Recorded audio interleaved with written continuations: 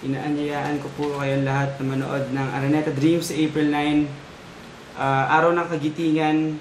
Siyempre, saan pa ba kundi sa Araneta Coliseum. First time ever sa history ng Pinoy Hip Hop na magkakasama-sama lahat sa isang napakalaking event na involved the international battle MCs.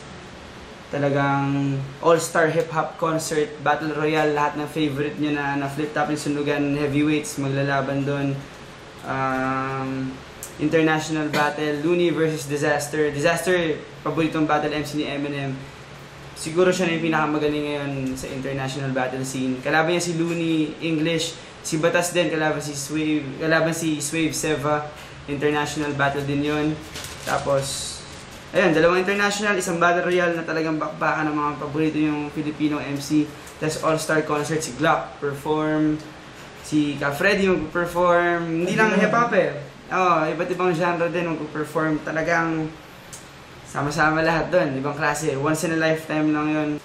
Pakita natin kung gaano kalakas ng hindi lang hip-hop, kundi ang OPM. Kung gaano kalakas ng suporta ng taong bayan para sa musikang Pilipino tsaka sa paborito nilang mga artist, mga battle MC.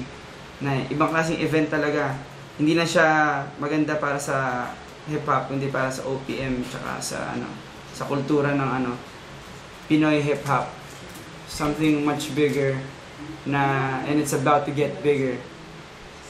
Simula pa nung mga nakaraang taon, ngayong taon, abangan nyo maraming album ngayong taon na lalabas.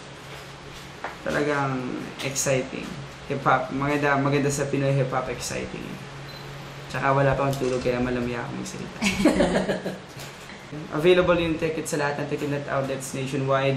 April 9, Araneta Dreams. Baka mabusan kayo ng ticket, sayang naman.